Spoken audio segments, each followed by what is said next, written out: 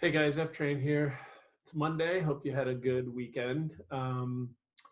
Just hope everybody's well and healthy, and families are all doing well.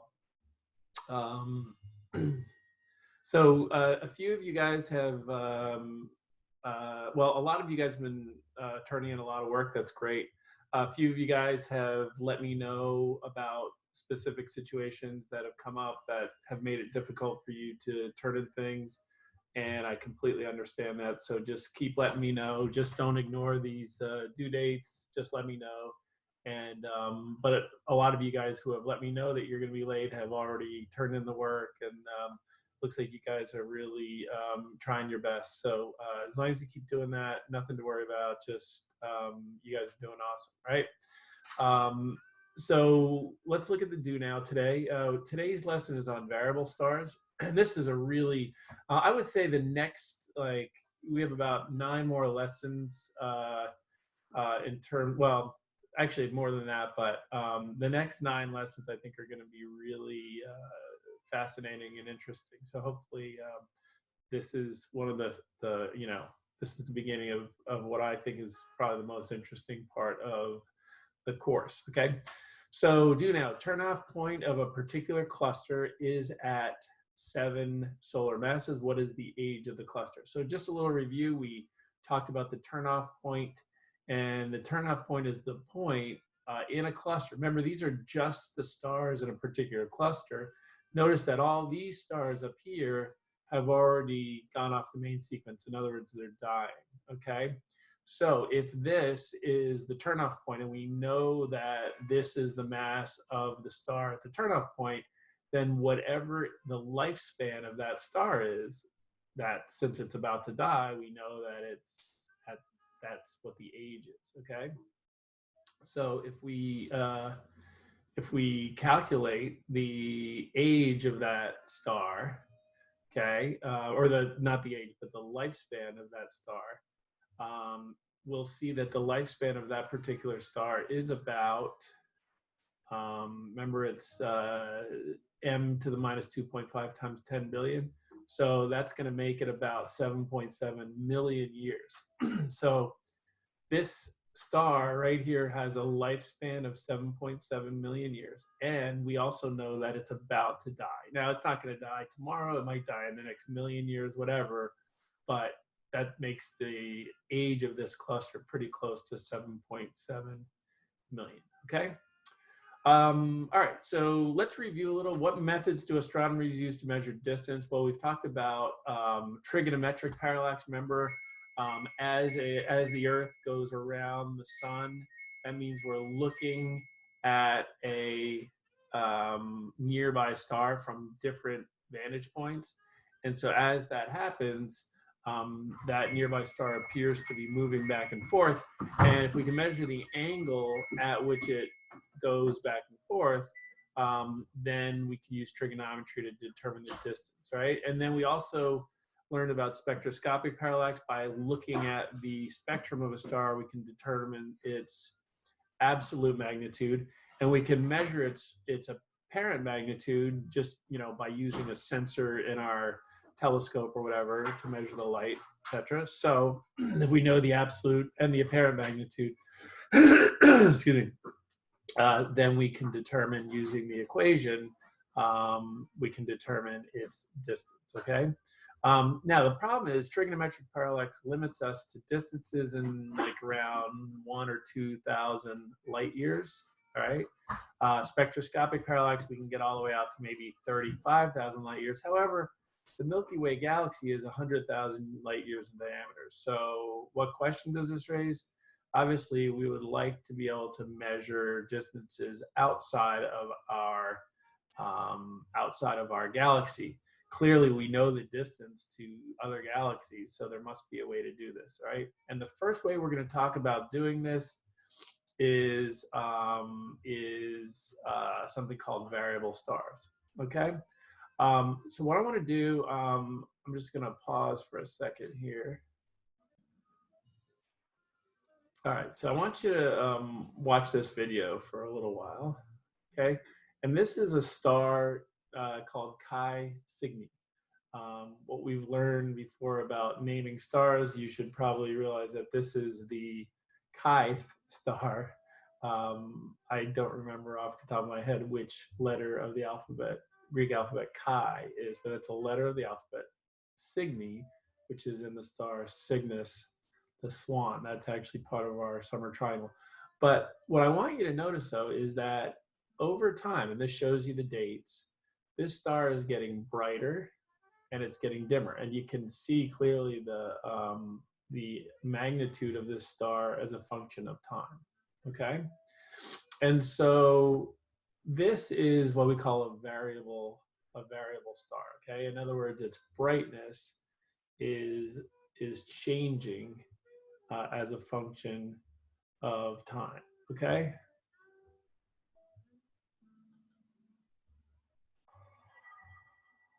So then a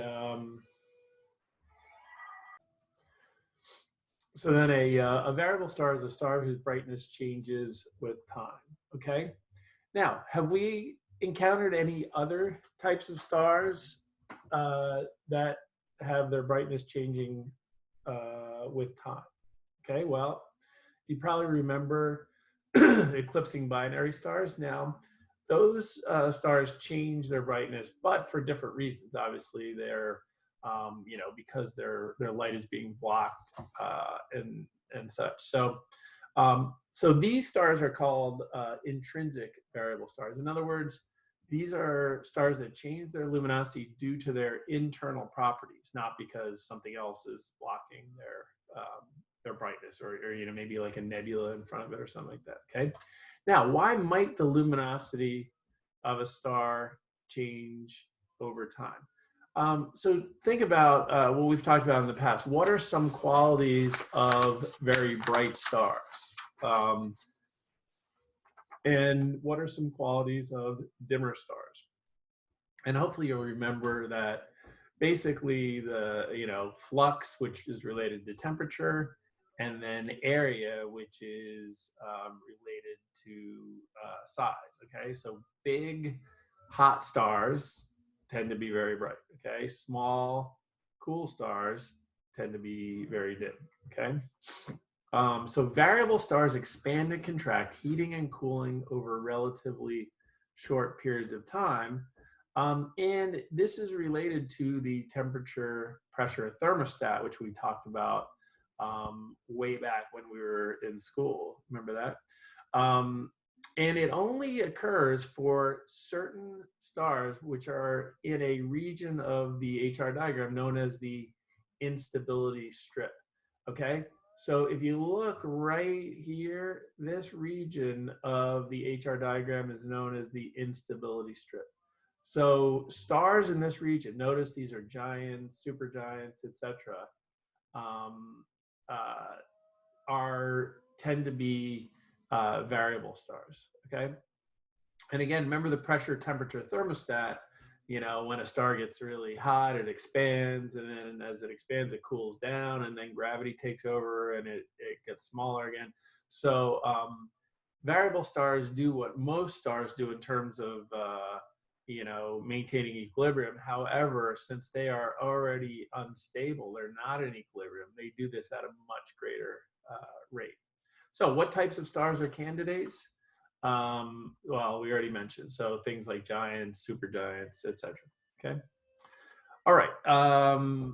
So there's a couple different types of variable stars that we'll talk about. These are called RR Lyrae variable stars. These stars have a period of less than 1 day. So you can see this one here, it looks like it's about a half or maybe 0.6 days in terms of its period. Okay. And now the RR Lyrae stars are named after the star RR Lyrae, which is in the constellation Lyra, the lyre. Okay. There's also what we call Cepheid variables. Now, Cepheid variable stars have periods longer, from like 2 to 60 days. Okay. And you can see that Cepheid variables are based on the star Delta Cephei, which is in the constellation Cephus, the king. Okay. So what is the period of Delta Cephei? Well, if you look at this thing, maybe pause your video for a second, look at this, and hopefully you can see that it's about 5.3 days, okay? All right, now, the thing that makes Cepheid variables so special and so important is the fact that they are as much as 40,000 times brighter than the sun, and that their brightness can change by up to a half a magnitude. So they're very easy to see their variability, and they're very, very bright so that you can see that from very, very far away, okay? Henrietta Swan Leavitt. Who is she, and how did she make one of the most important discoveries in astronomy?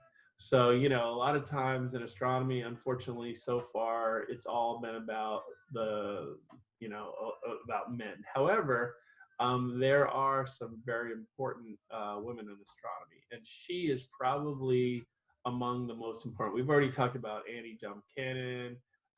We've talked about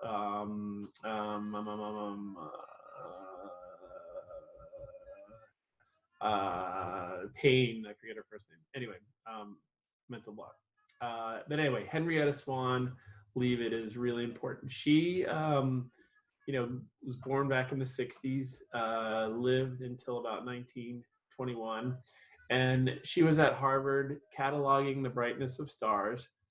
And as she was doing that, she discovered the relationship between period and luminosity for variable stars. Okay, so she is the one who came up with this graph, which is probably one of the most important graphs in astronomy, and it gives for different types. These are type 1 Cepheid variables, these are type 2 Cepheids, and these are Lyrae. It's the relationship between the magnitude or the luminosity as a function of the period of the variability of the stars.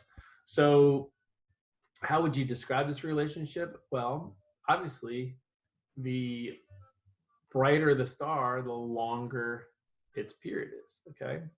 And so why then would brighter stars pulsate more slowly? Why would that be?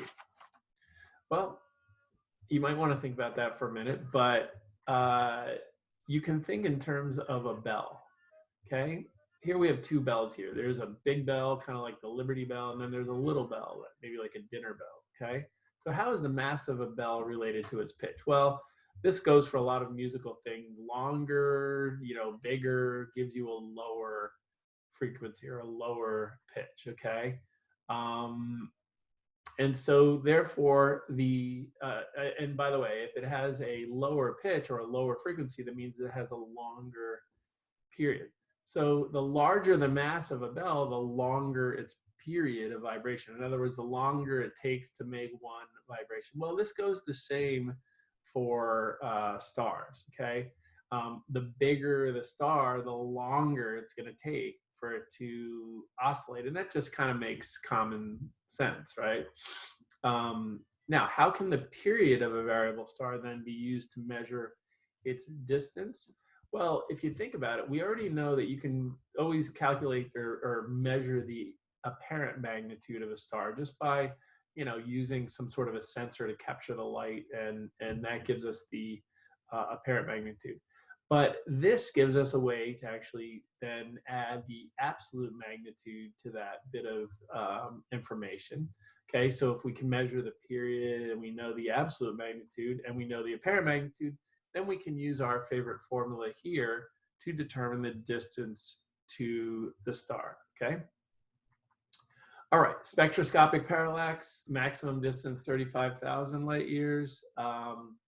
Why can larger distances be measured with Cepheid variables? Well, since Cepheid variables are so bright, they can be used to calculate distances up to 11 million light years, okay? That's over 3 megaparsecs. All right, now, why is that important? Well, what did we learn about Andromeda? We learned that Andromeda is about 2 million light years away. So this is the first time we were actually able to measure the distance of objects that are actually outside of our galaxy, right? So this was huge. This was a huge discovery back in the early 1900s, okay, where you could actually calculate distances outside of our galaxy. And that led us to be able to start to map out what we call the local group of galaxies. So you can see here, we've got the Milky Way, we've got Andromeda, and this group of galaxies here is known as the local group, okay? So Henrietta Swan Leavitt's discovery was used by Edwin Hubble to determine that galaxies in the local group are moving apart. So the fact that you can measure the distance to these galaxies and map them, Hubble realized that over time, these galaxies were moving apart, all right? Now, what did Hubble conclude by this? Well, what he concluded then is that the universe is expanding, okay? And that was huge, okay? And again, it would have been impossible for him to come up with that if it wasn't for the work of Leavitt, okay? He also was able to determine that the current rate of the expansion of the universe is 75 kilometers per second per megaparsec. Well, let's just unpackage that a minute. So if these two galaxies, let's say, are 1 megaparsec apart, then that space in between them is increasing at a rate of 75 kilometers per second, okay? And as we'll talk about in future lessons, it's not like these galaxies are actually moving apart, okay? The entire universe is expanding, so it's actually the space in between the galaxies that is getting bigger. So you can see this entire bit of space here in this square is actually getting larger. And so the galaxies themselves are part of that space. And so as the space increases, then the distance between the galaxies is increasing as well. Okay. All right. And not only that, but the rate of this expansion is also increasing. Okay. So let's try this. A type 2 Cepheid variable star has a period of 10 days and an apparent magnitude of +3. Okay. What is its distance from the Earth? Okay, so I'll give you guys a memento to work.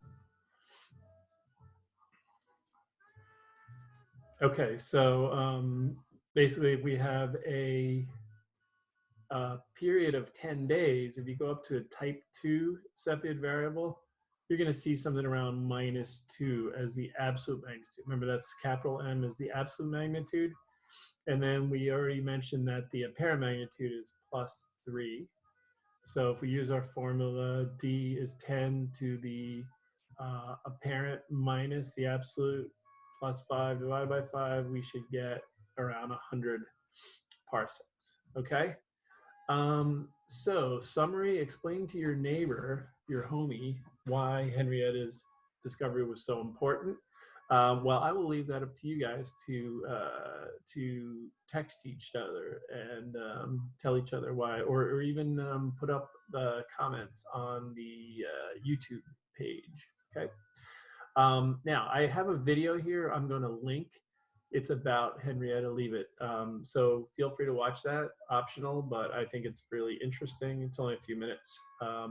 So that's about it for today's lesson. Hope you guys have a great day, and I will talk to you soon.